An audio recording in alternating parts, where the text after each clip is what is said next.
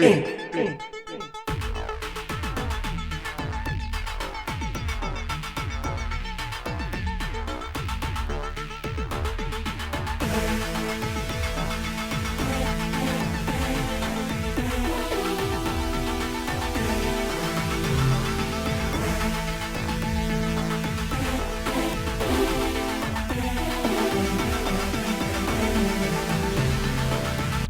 For now, inspiration is a fickle thing.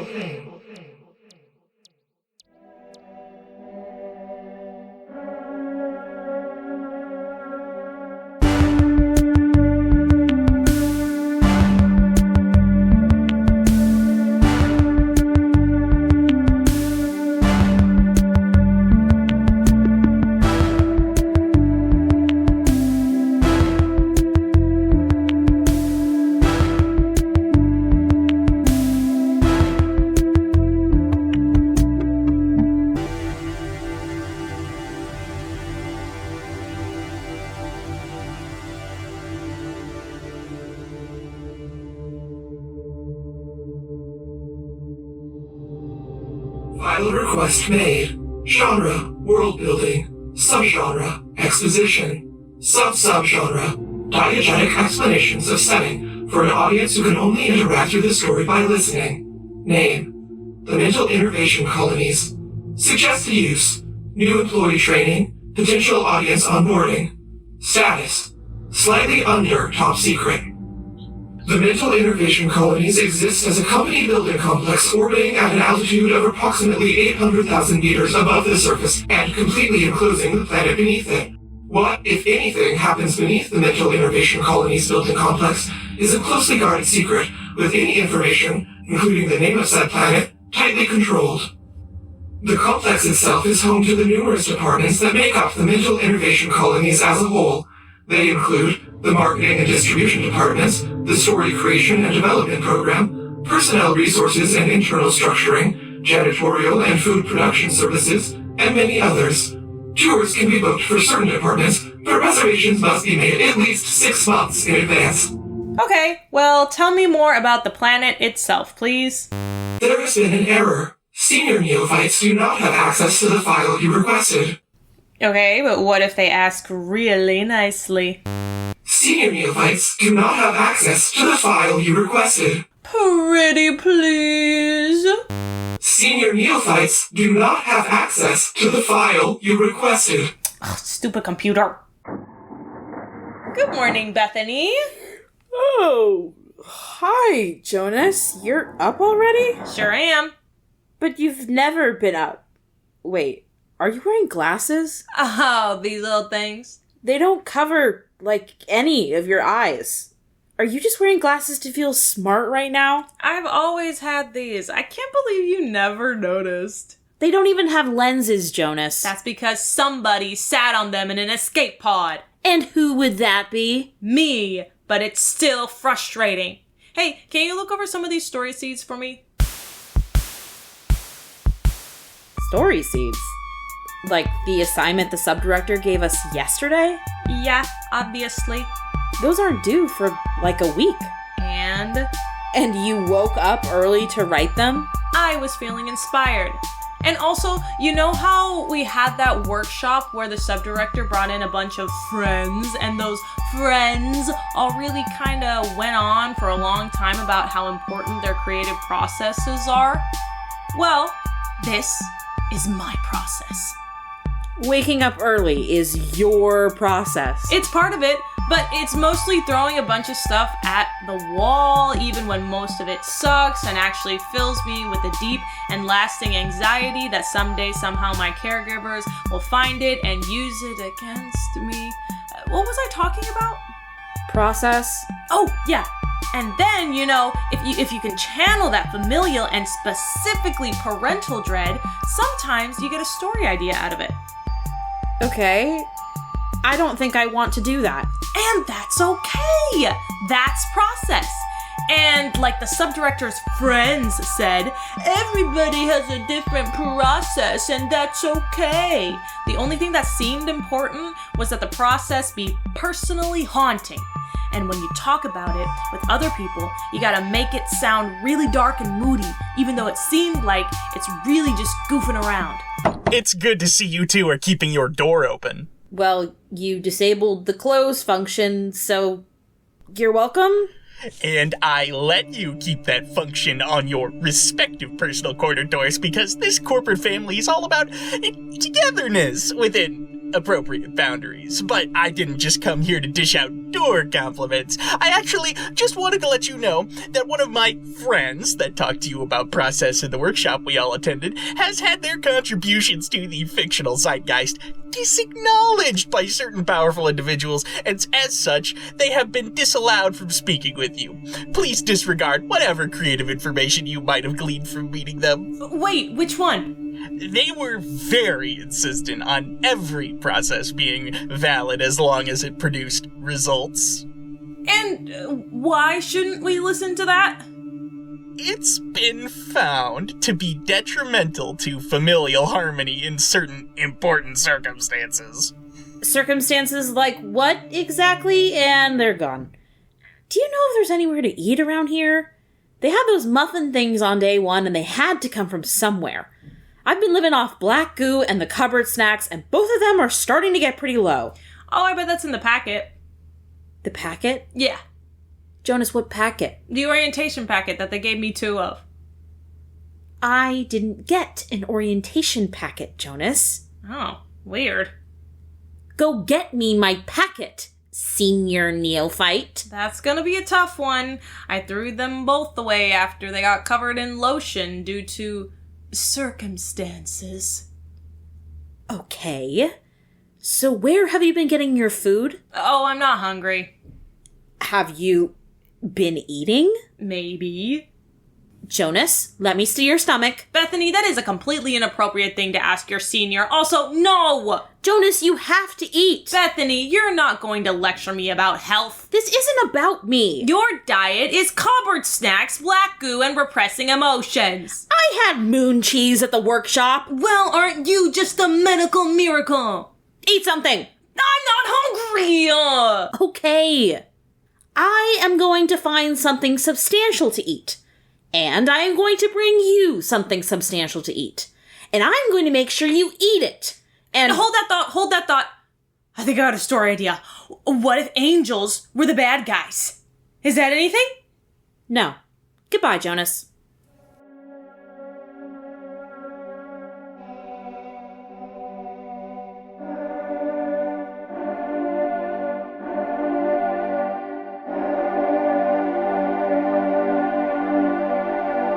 Stupid enervation colonies can't even put in a cafeteria where anybody can find it. Just gotta make do with this vending machine that sells more cupboard snacks and headphones and whatever an auto-alcoholic injectable is. Talking to yourself about the vending machine, I see. Oh, what? I mean, yeah, that's about what I was doing. Sorry. No, it's okay to talk to yourself. Kind of cute, actually. You're Bethany, right? Yep. That's me, Bethany. Good old Bethany. Wait, what did you say in the middle there? I said it's okay to talk to yourself, silly. I'm Desiree, by the way. Team Exceptionalism, senior neophyte. Right, I knew that. I'm still just Bethany. Team Extraneous but Interesting. Lowly Peon, I think is my title, probably. You're funny.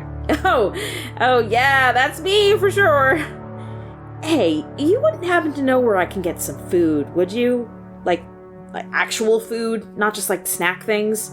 Oh my goodness, this is so sudden. We just met, after all. Oh, no, sorry, I didn't mean... I mean, it's for me and my senior... whatchamacallit? No, I like that. If I didn't just eat, I would totally be down. But if I leave Nancy alone for too long, they'll start writing down some of their more flowery ideas, and that is a garden which needs a bit of a prune, if you get my drift. You know, sometimes I wish my neophyte could be a little more like you, Bethany. I can't remember the last time they went on a dinner run for me. Lucky Jonas. thanks, I think. There's actually a nice little coffee shop down that way a bit. Just take the hall that kind of curves to the left. There's a really sad-looking person working the register. You can't miss it. Maybe I'll see you there sometime. Yeah, sure. Thanks. Bye, Bethany. See you around, Desiree. Oh, you will.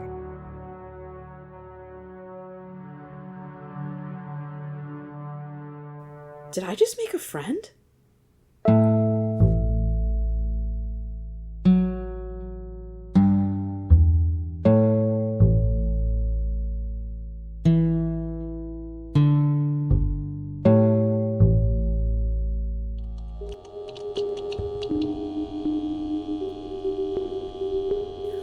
Okay, here's one. A ghost is in a house, and the story is about that, but it's told entirely through snippets or sounds and video that the characters capture, so it's told directly from their perspective.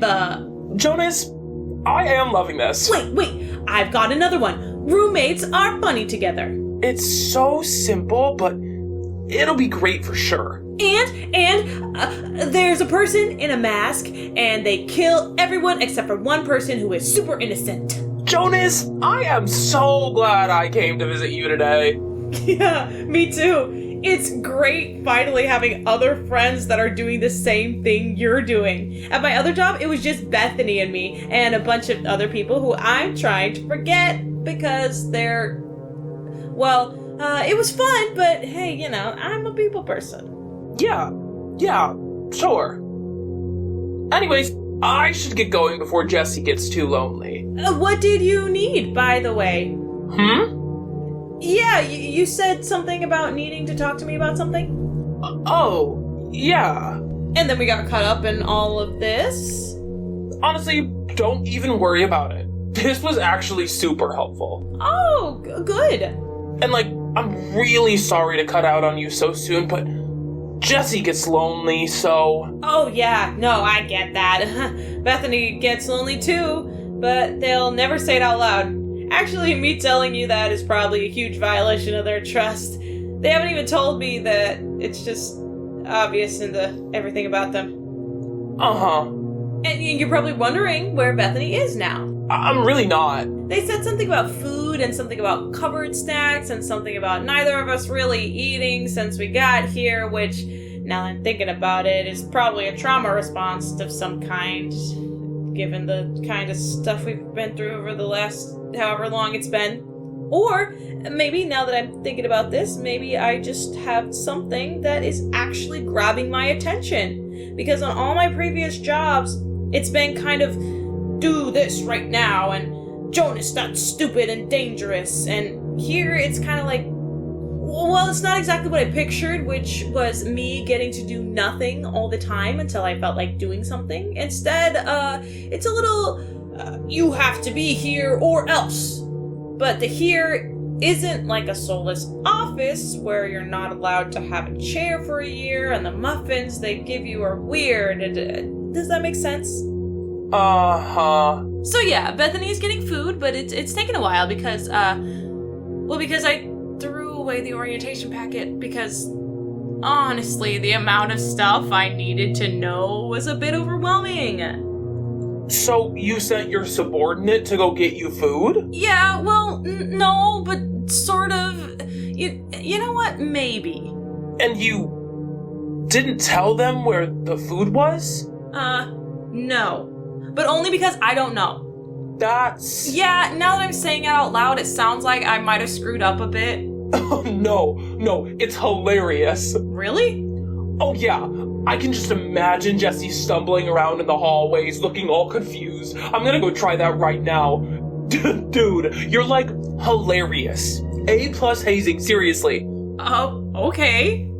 I've never gotten an A+ before, so I guess A+ to you for your grading skills. Jonas, you are an amazing person. Has anybody ever told you that? Am I the first person to tell you that? Thanks, Tomas. Anytime, dude. Anytime. Seriously. A+, dude.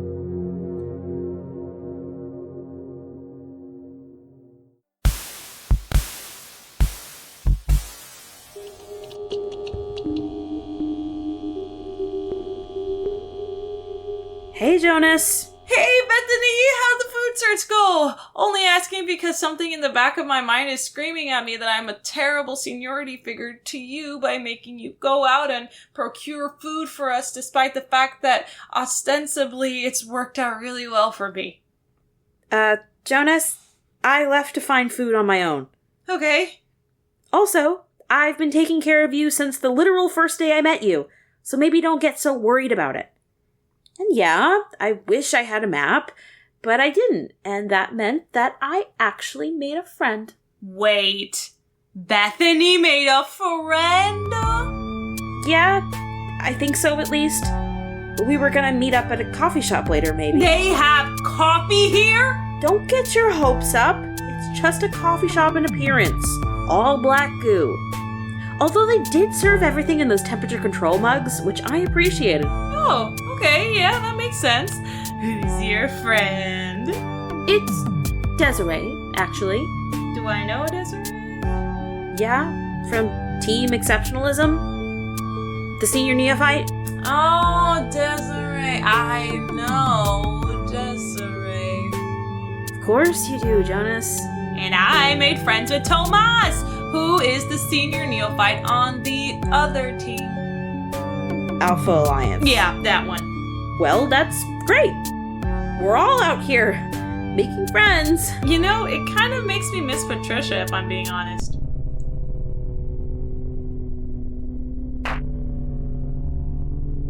I brought food. Let's eat. We haven't really talked about... I got you this weird pastry filled with vegetable gunk and some protein pills. Aw, Bethany, I love gunk. I know you do. I'll eat it after I come up with a couple more ideas. No, hey, eat it now. But Bethany... Eat it! Took me almost 2 hours to find it. Now eat it. But what are you gonna eat? Oh, I got myself a nutrition slurry and drank it on the way back. It's fine. But why should I eat if you're not eating? Look, I'll have a cupboard snack if you have your pastry gunk thing. Fine. It'll work this time, but next time you have to have food with me. We'll see if you remember that. Deal.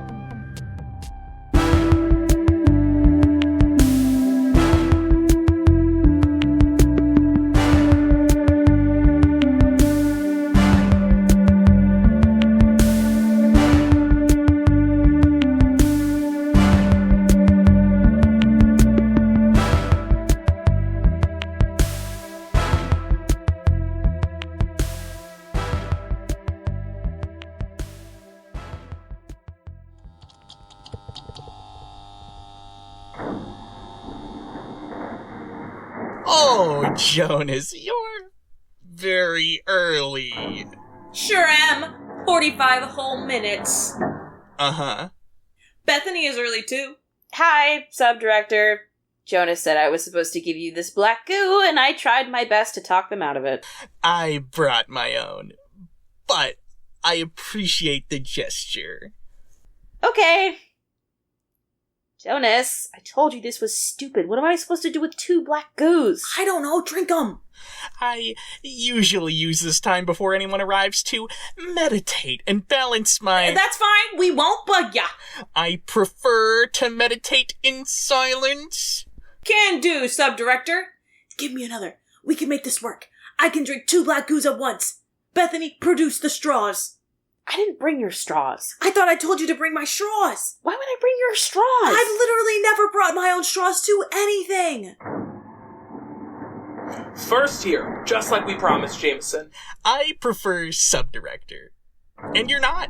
Sure thing, Sub-Director Jamison. Hi, Tomas. Jonas, how long have you been here? I have no idea. Bethany, how long have we been here? Too long. We've been here too long, Tomas. Hey, you want a black goo? It almost came with a straw. I'm good.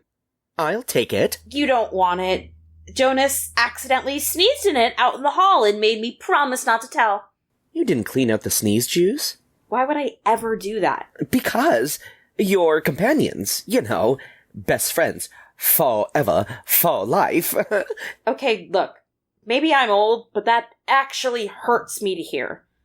Also, does Tomas make you clean their sneeze juice?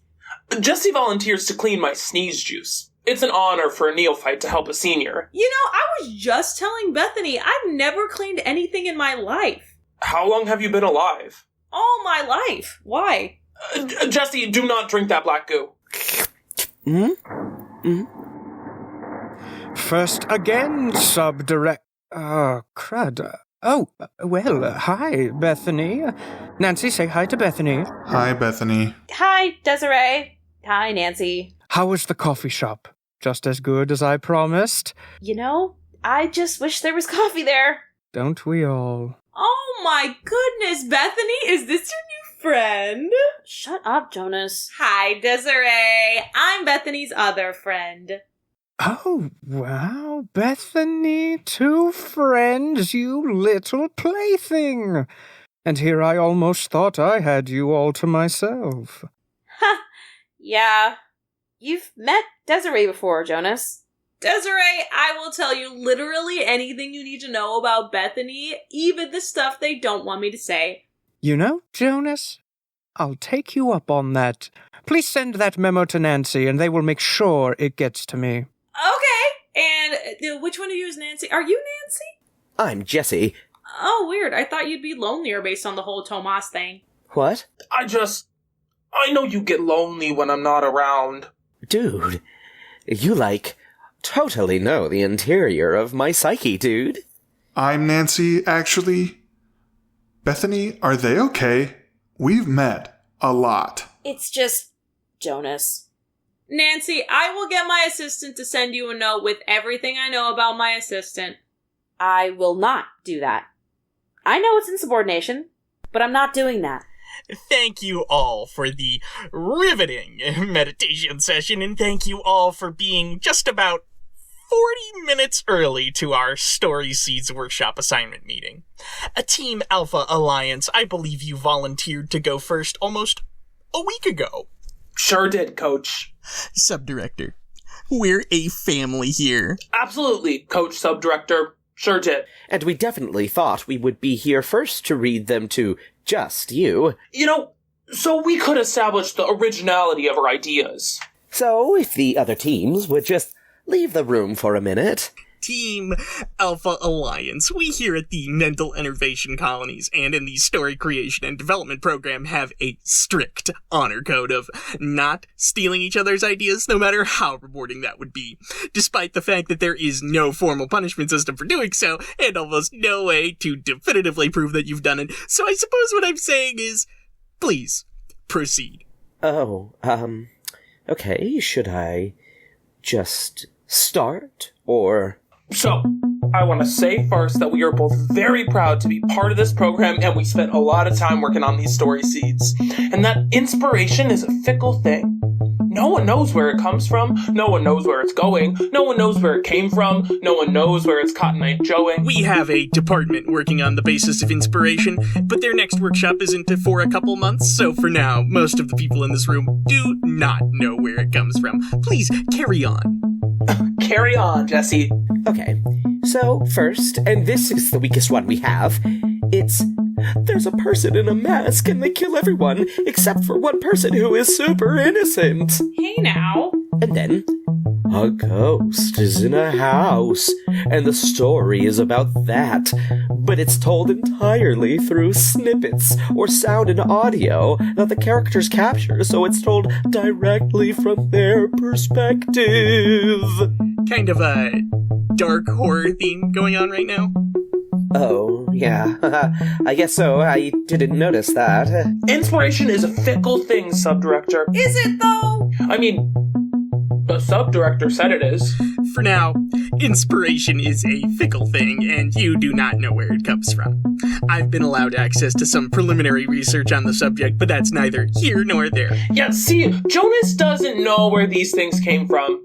He just wanted to make sure we all knew that. And finally, and this is the big one, roommates are funny together. And are those your final 3? Those are our final 3. Generic, but acceptable. Generic? I don't know the meaning of the word. I believe you. Since they've been so talkative, I believe that we have Jonas and Bethany up next. Would you like to share your final ideas with us, Team Extraneous but Interesting? Yeah, can we have a quick second to discuss the order? I suppose, since you were early.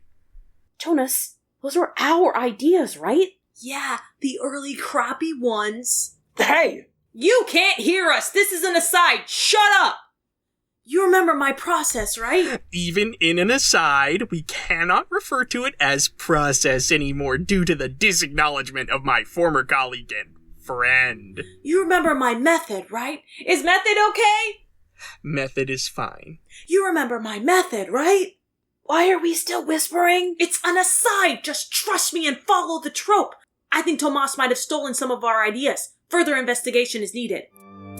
Bethany, if you don't mind, I'm going to take this one. Speaking of, item 1, an interactive, immersive dungeon crawl experience where the audience, a group of 4 individuals, are split up and forced to find each other and escape before the asteroid they're trapped in careens into a dying star. The caves of the tunnels are decorated with art from an ancient civilization that developed teleportation technology, and interpreting their art and messages will be the key to escaping. And if they don't, what? They die? Welcome to the wonderful world of fiction, Tomas.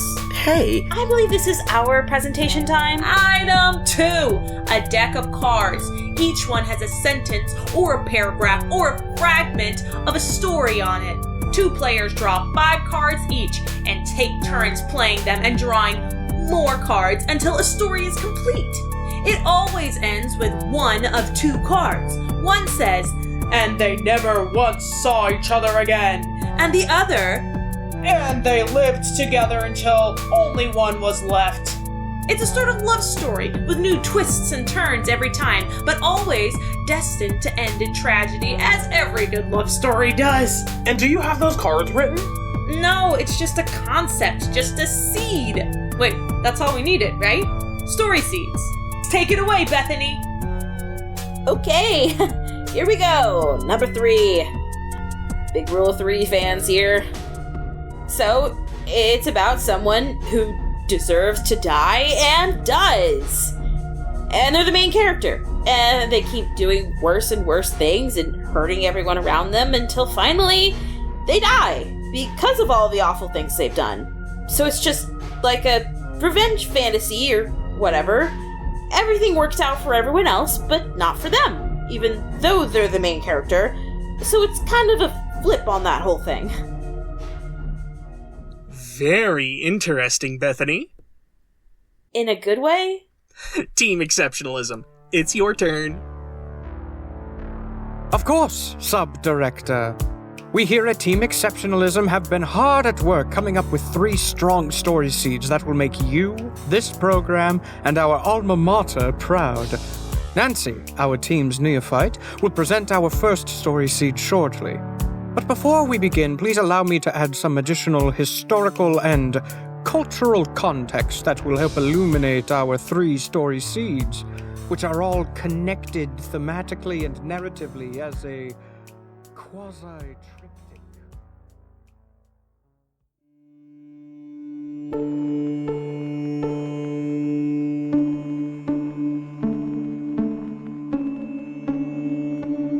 You've given me your opinions and your feelings, but what is your report?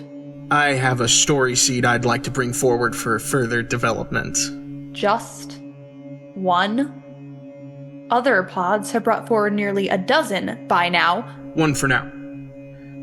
This one will require special attention. It comes from Team Extraneous but Interesting, the ones who survived an incorporation. Tell me. A card game, Over-Director. A story in a game. A love story. Destined to end in tragedy, but worth playing all the same. Written by neophytes, but powerful nonetheless. It will be considered.